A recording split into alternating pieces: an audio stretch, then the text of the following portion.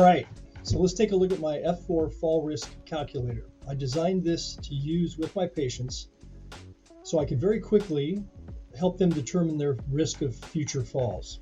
I do this by looking at their fall history, their fear of falling, their perceived frailty or health, and then doing 5 functional tests that the literature supports helps predict future falls. Once we have an overall rating, we can zero in on the categories that are producing the most risk for them, whether it be cognitive, physiological, strength, etc. And then we can go from there. So let's take a look at it and I'll show you how it works. The 4 F's of the fall risk calculator are falls history, fear of falling, frailty, and function. So if we look at the first category, falls history, this is what has already happened in the past. And we look at, have they had any falls in the last year? No falls, you still get a 1 because we're always at risk. 1 fall, you get 2 points. 2 falls, you get 3 points. More than 3 falls in the last year, you get 4 points. Was there an injury when you fell? Or any of these falls? If there was no injury, 0 points. If there was an injury, 2 points. And if there was an injury, did it require hospitalization or surgery? No, then 0. Yes is 4 points. So the minimum points you can get is 1, because we're always at risk. And the maximum is 10 points. Category B is fear of falling. In itself, the fear of falling is a big predictor of future falls. So we ask the patient, are you afraid of falling? If they say no, 0 points. If they say yes, 3 points. Then we try and find out why. Is it because they've already fallen down? That would be 3 points. Maybe a family member fell, 2 points. How about a friend that fell down? 1 point.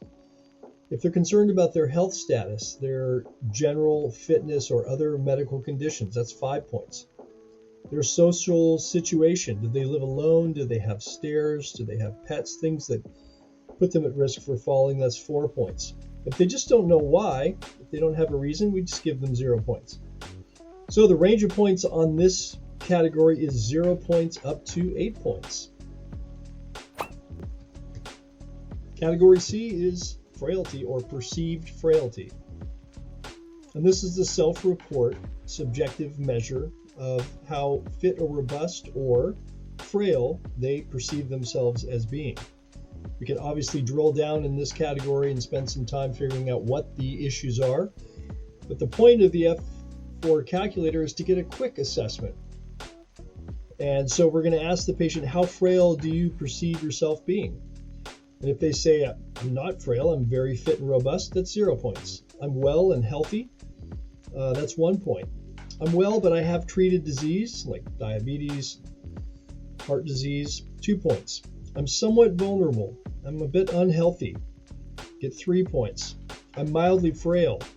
Cautious community activity. So I go out, but I'm very careful when I go out. Maybe they use a walker or a cane. That's 4 points.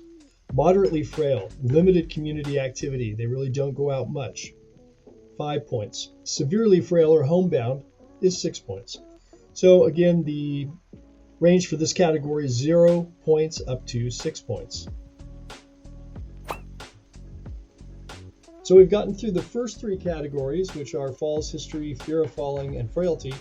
Those are all subjective categories and can be done pretty quickly by the patient themselves, filling out the form and getting their points. Category D, which is function, however, requires a second person.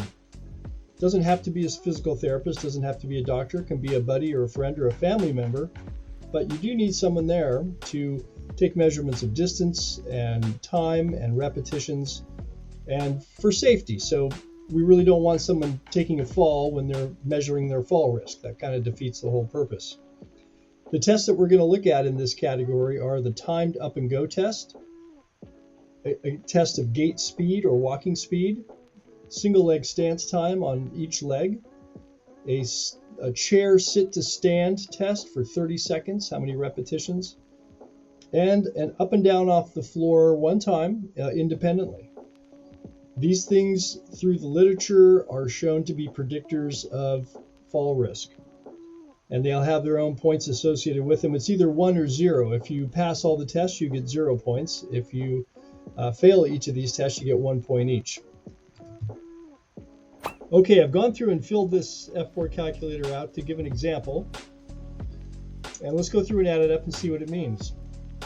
So in the falls history category, this person fell twice, which gives them 3 points. There was no injury, no hospitalization, so the total in that category is 3. In the fear of falling, yes, they're afraid of falling, and the reason is that they've already fallen, so they get 3 plus 3 is 6 points. In the frailty category, they're well with treated disease. Now, obviously, I'm going to go in and find out what those diseases are and what the medications are and things that may be affecting their frailty, but that's how they perceive themselves as being generally well, but they have treated disease. So they get 2 points. In the function category, they did fine. They passed the time up and go test. They passed the gait speed test, but they failed single leg stance time on both legs. They failed the chair sit to stand test for 30 seconds, and they failed the up and down from the floor test. So they got 4 points for that category. Add all that up, and that gives them a total score of 15 points. And if we look down at the ranges, a low risk is 1 to 10 points, a moderate risk is 11 to 20 points, and a high fall risk is 21 to 30. So 15 is right in the middle of the moderate fall risk. And looking to the right of that, what are we going to do? So if someone's in a low risk category, pretty much we want to give them education. We want to talk to them about fall risk, about environment, making their environment safer, about being more healthy, about engaging in activities that might help their balance. We don't need to do anything with them, per se, or give them anything. In the moderate fall risk category, we want to educate them and we want to give them an exercise program.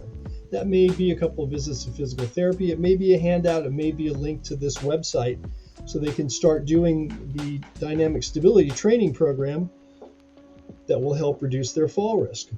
If they're in the high risk category, then we need the education and we need some skilled intervention and probably a home exercise plan, and they probably should consult their physician regarding things like medications and coexisting diseases, blood pressure, those kinds of things that can affect your fall risk.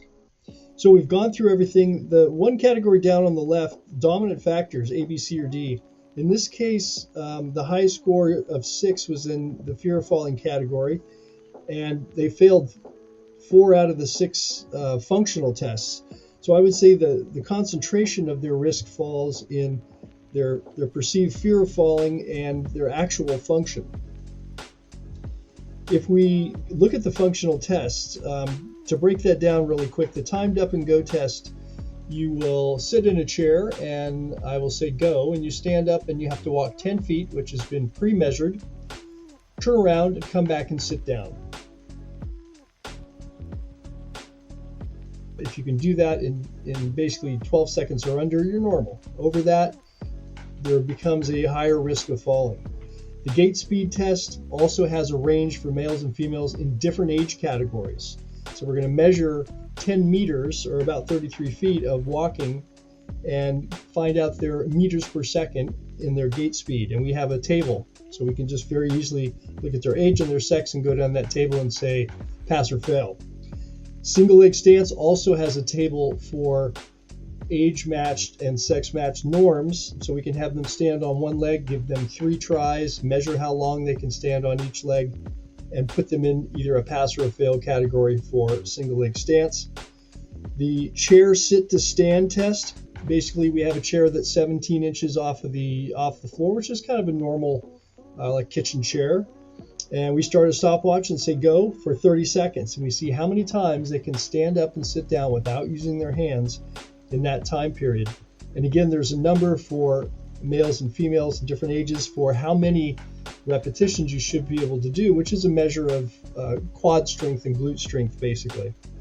Up and down off the floor, the last one, basically they're asked on a soft surface to get down on the floor and come back up. No other instructions. And we observe to see, do they use two hands? How long does it take them to get up and down off the floor? Can they even do it, or will they not do it because they're afraid of doing it?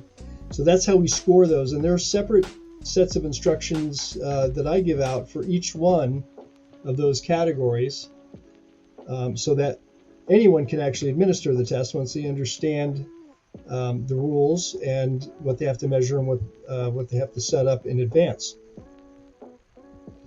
So there you go. There's my F4 fall risk calculator. It should take between 15 and 20 minutes to administer the tests with the subjective portion, the questioning, the functional tests, and then summing everything up, giving them their score and their risk profile, and the exercises, recommendations, etc. that you think they need.